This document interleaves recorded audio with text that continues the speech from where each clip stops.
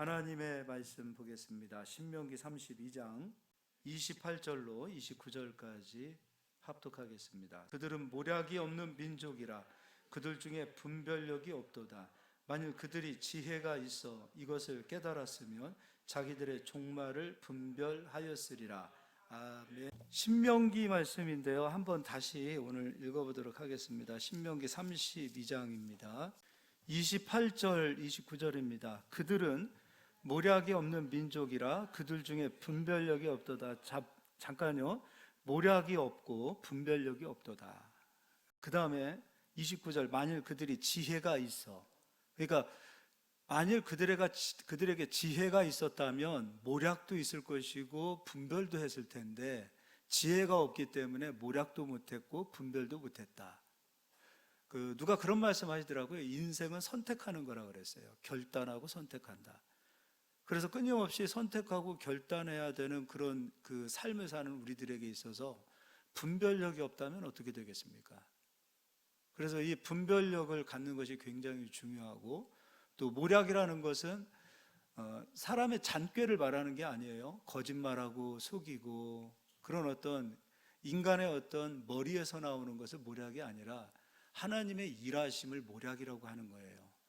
그러니까 하나님께서 누구를 통해서 일하시는가?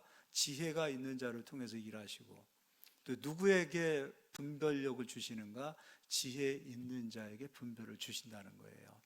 그래서 제가 읽어드릴게요. 29절, 만일 그들이 지혜가 있어 이것을 깨달았으면 자기들의 종말을 분별하였으리라. 그렇죠. 지혜가 있어서 깨달았다면 자기들의 종말을 분별하였으리라 라는 거예요. 그러니까 지혜가 오면 분별력도 있고 지혜가 오면 모략도 오는 겁니다. 그러니까 지혜 있는 자를 통해서 하나님이 일하시고 지혜 있는 자를 통해서 하나님께서 분별을 주십니다. 분별은 크게 보자고요. 선택하는 거예요. 결단하는 거예요. 때로는 우리가 여기서 멈춰야 되겠다. 멈추는 거죠. 때로는 가야 되겠다. 가는 거고요. 도전해야 될 때 도전하는 거고요. 그런 것들을 분별이라고 할 수 있겠죠. 선택하는 겁니다. 선택할 때에 올바른 선택을 할 수 있도록 지혜가 역사한다라는 겁니다. 그래서 오늘은 이제 이 지혜에 대해서 조금 더 설명을 해드릴게요. 지난 시간에 했던 말씀과 함께 지혜와 생명나무에 대해서 말씀을 좀 전해드리도록 하겠습니다. 잠언서 3장 18절에 찾지 마시고요. 지난주 했던 걸 조금 복습하는 겁니다. 잠언서 3장 18절에 그 말씀이 있어요. 지혜를 가진 자는 생명나무를 가진 자라. 그러니까 지혜를 가진 자는 생명나무를 가진 자라 그랬어요. 고린도전서 2장에 세상의 지혜가 있다 그랬어요. 그런데 하나님께서 말씀하시고자 하는 지혜는 세상의 지혜가 아니라는 거죠. 하나님께서 우리에게 주셨던 그 지혜는 바로 우리를 위하여 십자가에서 죽어주신 영광의 주 예수 그리스도십니다. 그러니까 지혜는 예수 그리스도세요. 그럼 잠언서 3장 18절과 고린도전서 2장의 말씀을 통해서 본다면 예수 그리스도를 가진 자는 지혜를 가진 자요 생명나무를 가진 자라 이렇게 말할 수도 있습니다. 그럼 이 생명나무가 감추어진 시점은 언제인가? 창세기 3장에 아담이 생명나무를 먹었던 자입니다. 그리고 하나님께서 먹지 말라고 했던 금했던 나무는 선악과입니다. 근데 늘 영생으로 있었을 때는 선악과를 먹기 이전에는 생명나무 열매를 먹을 수 있었다는 거예요. 근데 하나님 말씀에 불순종하여 선악과를 먹고 난 이후에 하나님께서 아담이 생명나무를 따먹고 영원히 죽지 않는 자가 될까 봐 하나님께서 생명나무를 감추십니다.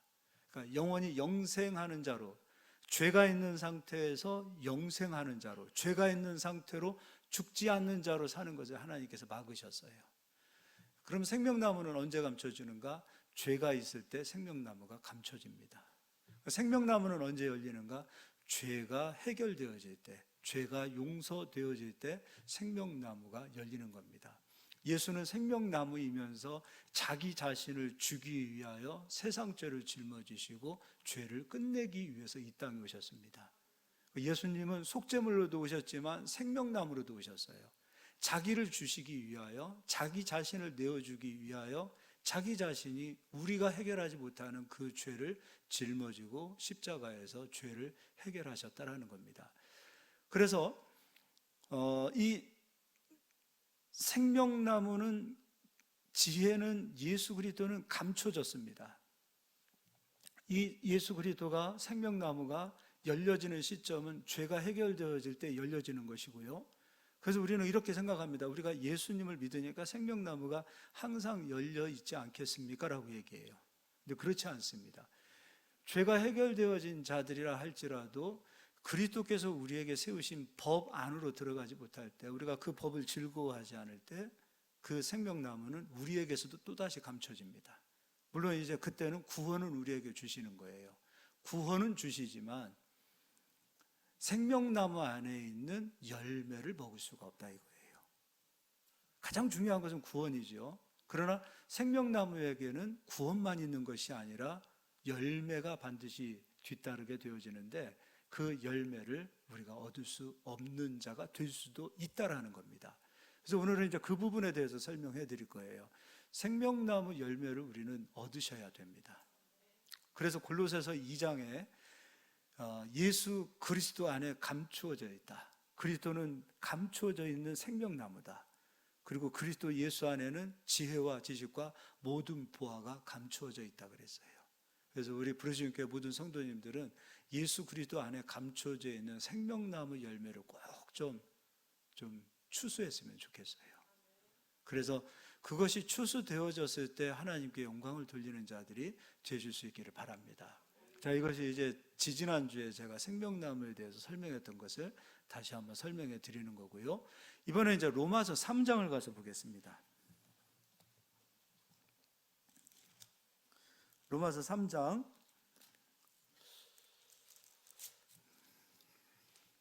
20절부터 읽어드리겠습니다. 먼저는 죄에 대해서 설명을 해드릴게요. 로마서 3장 20절.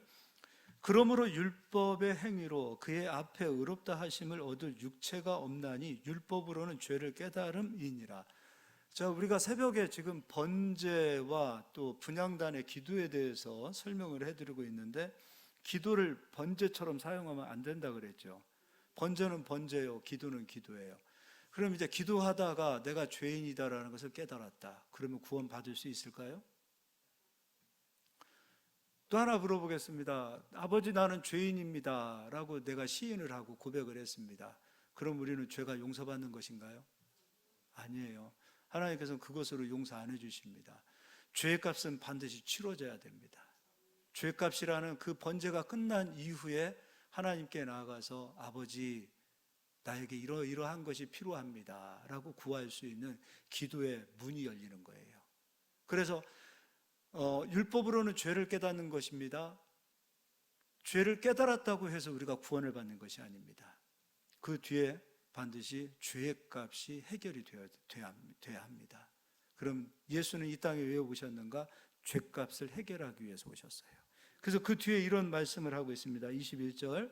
이제는 율법 외에 하나님의 한 의가 나타났으니 사람의 의가 아니라 하나님의 의라는 거예요. 율법과 선지자들에게 증거를 받은 것이니라. 예수님은 어느 날 갑자기 뿅 하고 나타나신 분이 아니라 구약 39권 전체를 통하여 예수 그리스도께서 세상을 구원하기 위하여 이 땅에 오실 것이라는 증거를 선지자들을 통하여 이미 기록해 놓으셨어요. 약속대로, 말씀하신 대로 예수님은 이 땅에 오신 겁니다. 그리고 22절, 곧 예수 그리스도를 믿음으로 말미암아 모든 믿는 자에게 미치는 하나님의 은이 차별이 없느니라. 그리고 23절, 모든 사람이 죄를 범하였음에 하나님의 영광에 이르지 못하더니 그리스도 예수 안에 있는 속량으로 말미암아 하나님의 은혜로 값없이 의롭다 하심을 얻은 자 되었느니라. 그러니까 내가 죄를 깨달았다라고, 나 죄인입니다, 하나님 용서해 주세요 해서 죄를 용서받을 수 있는 것이 아니라는 거예요. 예수님이 나의 죄를 위하여 십자가에서 희생되어짐으로 그 피로 나의 모든 죄를 깨끗하게, 눈보다도 더 희게 정금과 같이 나를 회복시키셨다라는, 번제를 치르셨다라는 그 믿음을 가져야만이 죄사함을 얻고 구원을 받을 수 있는 자가 된다는 겁니다. 예수님은 생명나무를 주기 위하여, 감춰졌던 생명나무를 우리에게 주기 위하여 자기 자신이 십자가에서 죗값을 치러 주셨어요. 이 생명나무 이야기는 굉장히 중요합니다. 왜 그러냐면 이단들이 다 생명나무 얘기를 해요. 아주 그냥 생명나무 교묘하게 얘기해서 생명나무 대신 예수 그리스도를 전하지 않고 생명나무가 이만이다, 생명나무가 정명석이다, 요즘 문제가 되고 있는 사람들이죠. 생명나무가 문선명이다, 이렇게 이야기하고 교묘하게 풀어가는 거예요. 우리는 절대 성경을 믿음의 눈으로 봐야 되기 때문에 절대 분별하셔야 되지 않을까 싶어요. 생명나무는 오직 예수 그리스도세요. 예, 할렐루야. 그럼 이제 이 생명나무의 열매, 골로새서에서는 예수 그리스도 안에 감추어진 지혜와 지식과 모든 보화라 그랬어요. 모든 보화하니까 하늘에 있는 보화만 생각하지 마세요. 모든 보화는 이 땅에서 예수가 이뤄놓은 그 복음의 열매들을 말하고 있어요. 그것을 누릴 수 있는 길을 설명해 드리는 겁니다. 자, 이제 잠언서를 가서 보겠습니다. 잠언서 8장입니다.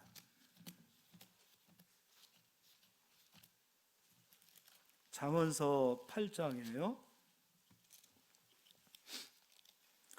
8장 11절부터 읽어드리겠습니다. 대저 지혜는, 여기서 말씀하고 있는 지혜는 예수 그리스도가 되겠죠. 생명나무 대신 예수 그리스도가 지혜이십니다. 대저 지혜는 진주보다 나음으로 원하는 모든 것을 이에 비교할 수 없음이니라. 그 가치를 놓고 보세요. 예수 그리스도와 이 세상에 있는 모든 보물들 중에서 어느 것이 더 큰 가치를 가져야 하는가? 예수 그리스도와 이 세상 그 무엇과 비교할 수 있는 것은 아무것도 없습니다. 그리고 12절, 나 지혜는 명철로 주소를 삼으며 지식과 근신을 찾아왔나니 여호와를 경외하는 것은 악을 미워하는 것이라. 나는 교만과 거만과 악한 행실과 패역한 입을 미워하느니라. 예수 그리스도께서 미워하시는 것이 있답니다. 악을 미워합니다. 교만을 미워합니다. 거만함도 미워하십니다. 악한 행실과 패역한 입술을 싫어하십니다. 지혜는 예수 그리스도세요. 예수께서 싫어하시는 것입니다. 그리고 14절, 내게는 계략과 참 지식이 있으며 나는 명철이라. 내게 능력이 있으므로 나로 말미암아 왕들이 치리하며 방백들이 공의를 세우며 나로 말미암아, 그 지혜 대신 예수 그리스도로 말미암아 재상과 존귀한 자 곧 모든 의로운 재판관들이 다스리니라. 17절 다 같이 읽겠습니다. 나를 사랑하는 자들이 나의 사랑을 입으며 나를 간절히 찾는 자가 나를 만날 것이니라. 예수를 사랑하는 자가 예수의 사랑을 입는 거예요. 이게 핵심이에요. 생명나무 대신 예수 그리스도를 사랑하는 자가 예수의 사랑을 입는 자가 되는 거예요. 예수님의 사랑을 입어야 돼요. 그 예수 안에는 무엇이 있는가? 18절, 부귀가 내게 있고 장구한 재물과 공의도 그러하니라. 19절 제가 읽어드리겠습니다. 내 열매는 금이나 정금보다 나으며 내 소득은 순금보다 나으니라. 나는 정의로운 길로 행하며 공의로운 길 가운데로 다니나니. 21절 다 같이 읽겠습니다. 이는 나를 사랑하는 자가 재물을 얻어서 그 곳간에 채우게 하려 함이니라. 그리스도를 사랑하는 자는 그리스도께서 책임지고 재물을 주신다라고 성경은 말씀하고 있어요. 믿으십니까? 예. 그럼 예수를 사랑하는 것은 무엇일까요? 주여 사랑합니다. 입으로만 사랑하는 그 사랑은 사랑이 아니랍니다. 우리는 예수를 사랑하는 그 사랑을 추상적으로 사랑해서는 안 돼요. 진짜 예수를 사랑하는 사랑을 알게 되어지면 주님께서 그때 길을 열어주시고요, 일하시고요, 또 우리가 올바른 선택을 해서 주님이 역사하시는 게 아니라 주님을 사랑하고 지혜 되신 예수를 높이는 상태에서 설령 우리가 잘못된 선택을 했다 하더라도 주님은 우리를 올바른 길로, 선한 길로 마침내 이끌어내세요. 그게 중요한 거예요.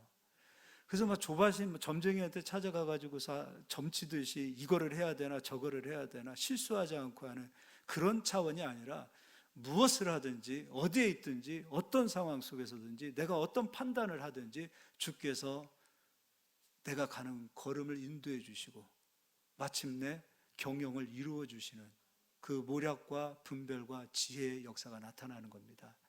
이게 주님을 사랑하는 거예요. 그럼 이제 사랑한다라는 것이 무엇인지를 설명해 드리도록 하겠습니다. 예수님을 사랑하셔야만이 여러분의 삶이 핍니다. 중요한 거예요. 왜 삶이 안 필까요? 라고 물어본다면 예수를 사랑하지 않아서입니다 라고 확실하게 말할 수 있습니다. 예수를 사랑하는 법을 가르쳐 드리겠습니다. 요한복음 14장입니다. 14장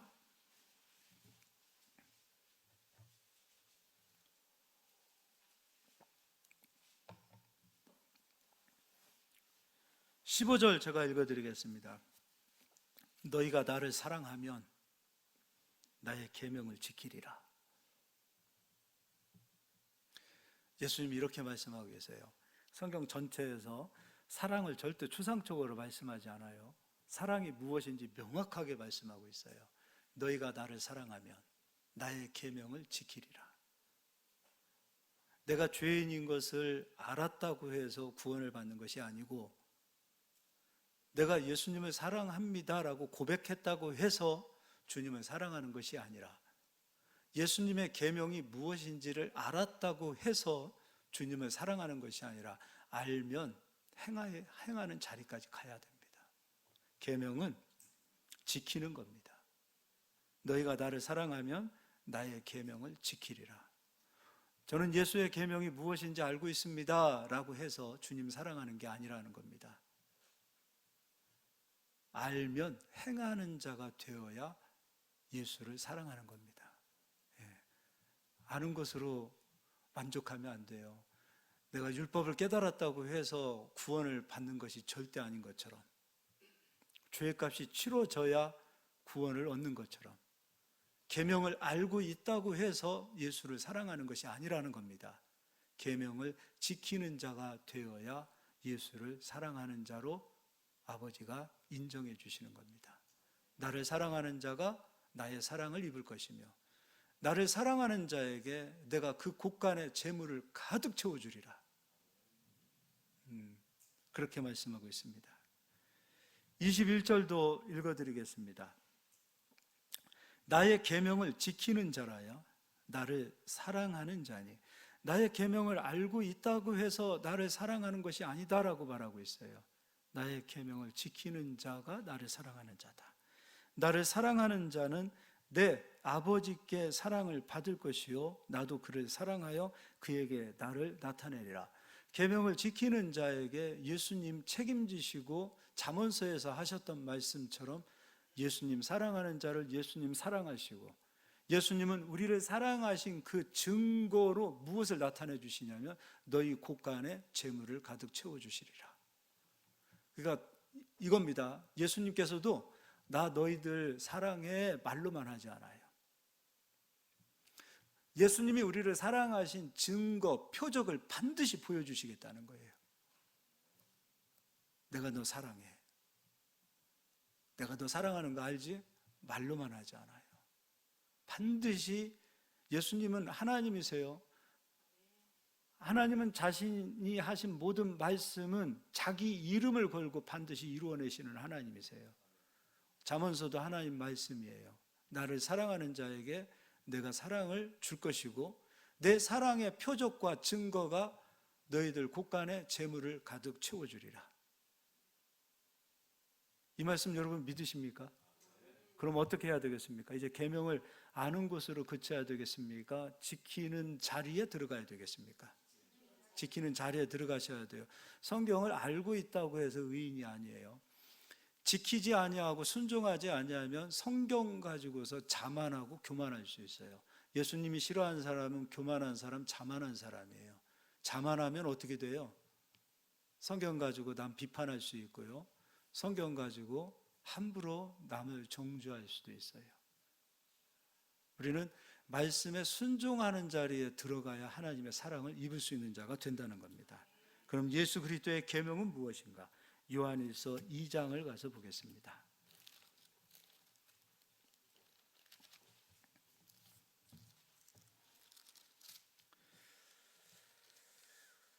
먼저 3장을 보겠습니다. 죄송합니다.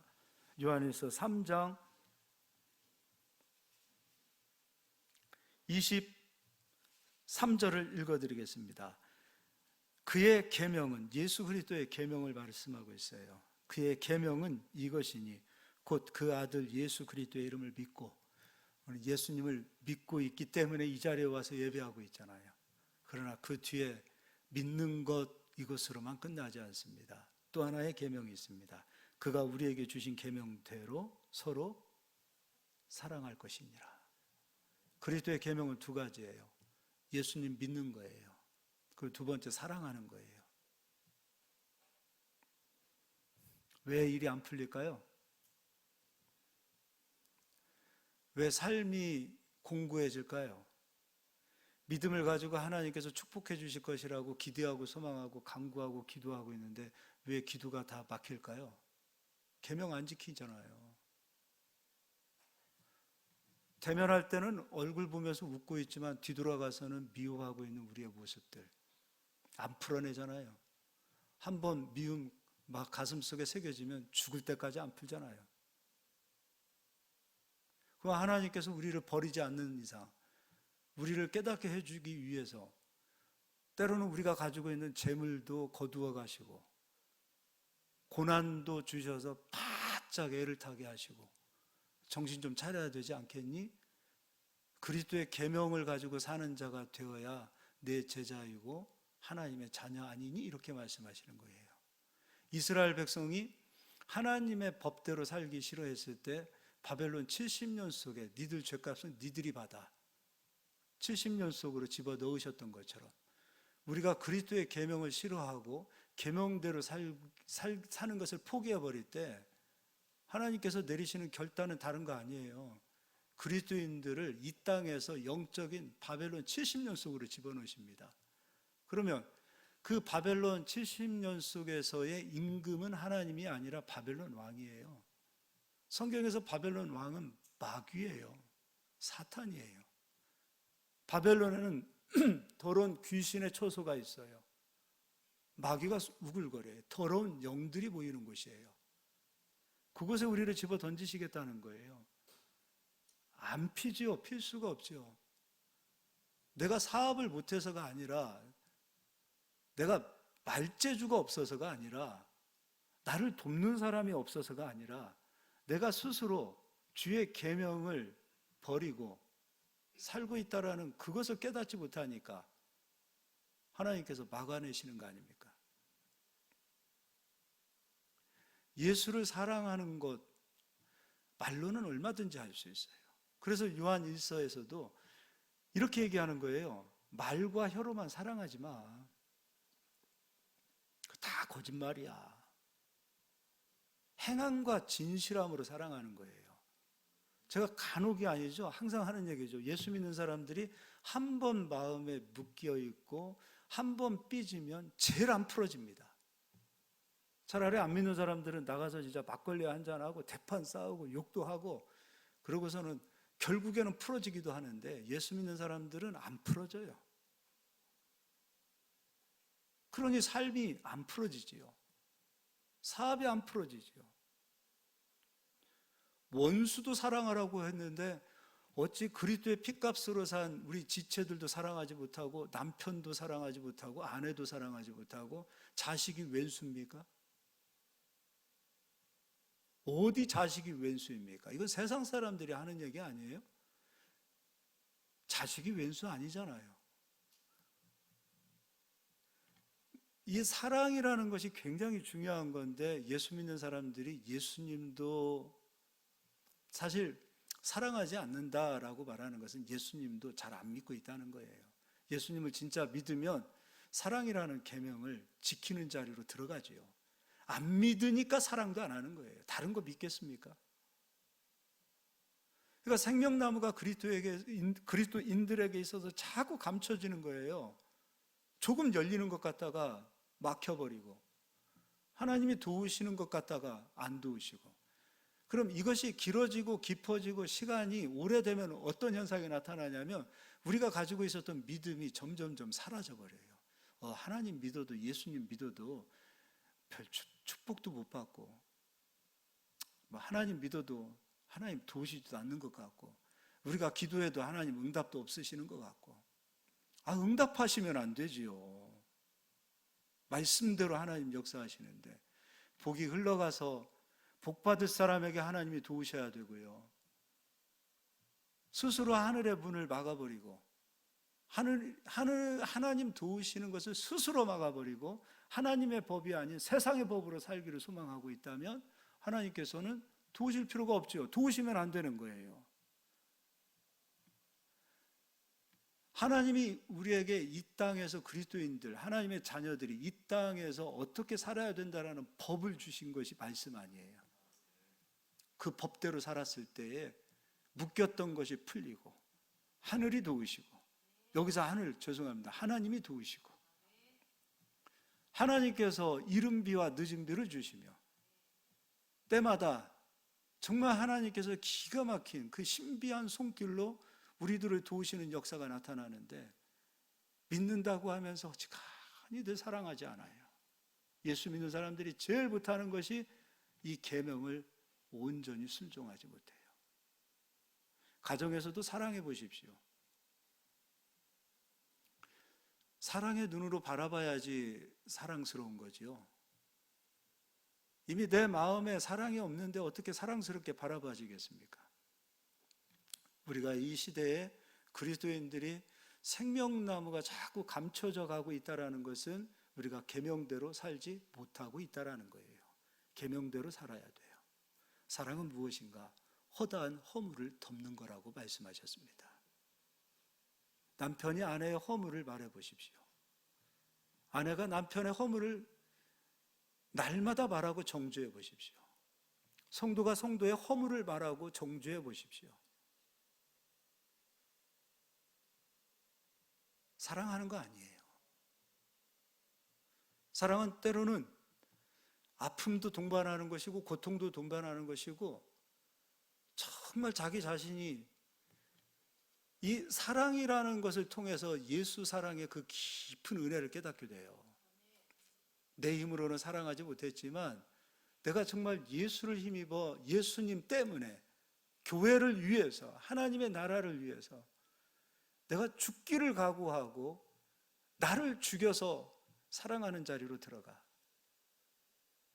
미워하는 사람을 사랑하고 용서하고 긍휼히 여길 수 있는 그 자리로 들어가는 것, 그것이 예수 사랑을 조금이라도 깨닫고 알 수 있는 길이라고 저는 확신합니다. 우리가 번제물로 죽은 거 아니잖아요. 그거 못하겠어요? 우리 보고 십자가에서 죽어서 구원받으라고 말씀하지 않았잖아요. 용서하는 게 그렇게 저 십자가 지는 것보다도 여러분 어려운 것인가요? 사랑하는 것이 그렇게 어려운 것인 건가요? 안 믿는 사람들끼리는 커피숍에서 모여서 이러쿵저러쿵 남편 흉도 보고 아내 흉도 보고 그럴 수 있어요. 그렇게 해서 스트레스를 푼다고 얘기하더라고요. 예수 믿는 사람들은 절대로 그렇게 해서 스트레스를 푸는 게 아니에요. 신앙생활에 어른이 됐다라는 것은 저 어린아이도 긍휼히 품을 수 있는 그런 마음들 아니겠어요? 우리는 이제요, 이 생명나무 열매가 우리에게 맺혀질 수 있도록 정말로 몸부림치면서 한번 해보십시오. 하나님이 축복 안 하시는지. 내가 왜 이렇게 요즘 안 되지? 보세요. 안 되는 이유가 다 있어요. 계명대로 안 살았어요. 성경 공부 백날 천날 해봐야 계명대로 살지 않고 실천하지 않으면 무효가 되는 거예요. 아무리 성경을 많이 알고 있다 하더라도 예수가 행하신 일을 믿지 아니하면 구원을 받을 수 없어요. 글을 모르고 성경 한 구절 몰라도 예수님이 나를 위하여 십자가에서 죽어주셨다는 그 사실을 믿는 그 순간 하나님께서는 그를 구원해 주세요. 성경을 조금 모른다 하더라도 사랑하려고 몸부림치면서, 사랑은 쉬운 거는 아니에요. 맞습니다. 사랑 참 어려워요. 그러나 포기하지 않기를 바라요. 사랑하십시오. 용서하십시오. 미워하지 마십시오. 우리에게는 누구를 심판할 수 있는 권세를 하나님이 주시지 않았어요.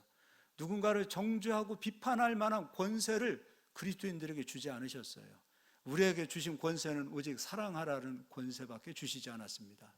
감히 내가 누구이기에, 하나님께서도 그를 용서해 놓으시고 그를 사랑하셔서 그리스도의 보혈의 옷으로 거룩한 흰 옷을 입혀주신 성도를 내가 감히 누구이길래 정죄하고 판단하고 비판합니까? 이거 엄청난 죄악 아니에요? 내가 하나님의 보좌 위에 올라가서 남을 심판하는 권세를 가지고 칼자루로 휘두르는 그 권세를 우리에게 주시지 않았어요. 해보십시오. 사랑하려고 노력하십시오. 그리고 용서하시고, 미워하는 사람이 있으면 미워하는 사람이 문제가 아니라 내 자신이 문제라는, 내 자신의 영혼이 썩어 문드러지고 있다는 것을 깨달으시고 그 문둥병 예수 그리스도로 치료하시고 사랑하고 용서하고 그런 마음으로 살아보십시오. 사업이 열립니다. 막혔던 돈줄이 흘러 들어오는 줄 믿으시길 바랍니다. 하나님 그렇게 축복으로 역사하시는 줄 믿으시기를 바랍니다. 24절을 읽어드리겠습니다. 그의 계명을 지키는 자는 주 안에 거하고 주는 그의 안에 거하시나니 우리에게 주신 성령으로 말미암아 그가 우리 안에 거하시는 줄 우리가 아느니라. 할렐루야. 18절도 한번 제가 읽어드리겠습니다. 자녀들아, 우리가 말과 혀로만 사랑하지 말고 행함과 진실함으로 하자. 저도 우리 성도님들에게 사도 요한처럼 권면하고 싶습니다. 말로만 하나님 사랑합니다 하지 마시고요, 행함과 진실함으로 계명을 지키고 사랑하는 자들이 되시기를 예수의 이름으로 축원합니다. 요한일서 2장 1절도 읽어드리도록 하겠습니다. 나의 자녀들아, 내가 이것을 너희에게 쓰면 너희로 죄를 범하지 않게 하려 함이라. 만일 누가 죄를 범하여도 아버지 앞에서 우리에게 대언자가 있으니 곧 의로우신 예수 그리스도시라. 그는 우리 죄를 위한 화목제물이니 우리만 위할 뿐 아니요 온 세상 죄를 위하심이니라. 우리가 그의 계명을 지키면 이로써 우리가 그를 아는 줄로 알 것이요, 그를 아노라 하고 그의 계명을 지키지 아니하는 자는 어떤 사람인가요? 거짓말하는 자요. 그 믿음은 거짓말하는 자라는 거예요. 거짓말하는 믿음이다 라고 말하고 있어요. 거짓말하는 자요, 진리가 그 속에 있지 아니하되 누구든지 그의 말씀을 지키는 자는 하나님의 사랑이 참으로 그 속에서 온전하게 되었나니 이로써 우리가 그의 안에 있는 줄을 아노라. 우리의 믿음이 진짜인지 가짜인지는 여기서 드러나는 거예요. 사랑하라 하면서 사랑하지 못했다라는 것은 예수님도 믿지 않고 있다라는 거예요. 믿음과 사랑은 떨어져 있지 않아요. 믿음과 사랑은 하나예요. 함께 가는 거예요. 믿는 자는 사랑합니다. 믿는 자는 순종합니다. 믿는 자는 말씀을 따라갑니다. 6절을 다 같이 읽겠습니다. 그의 안에 산다고 하는 자는 그가 행하시는 대로 자기도 행할지니라. 할렐루야. 이제 생명나무가 감춰지면 안 되겠죠. 생명나무가 열릴 수 있도록, 생명나무 열매를 드실 수 있도록 주의 계명을 지키는 자 안으로 들어가시기를 예수 그리스도의 이름으로 축원드립니다. 기도하겠습니다.